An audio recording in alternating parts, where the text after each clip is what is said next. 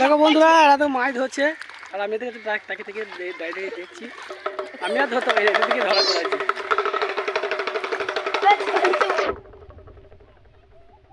কত মাছ পেয়েছি দেখি, কত মাছ পেয়েছিস? এই তো বড় বড় চ্যাংড়ি, 250 হবে।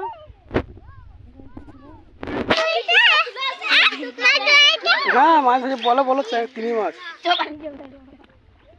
কত হবে তাও? লড়ছে তোমার মাছ না, 500 হবে। আর কত ধরছিস? ওইখানে ধরবো। কোনখানে? ওইখানে ধরবি, ধরবে যা।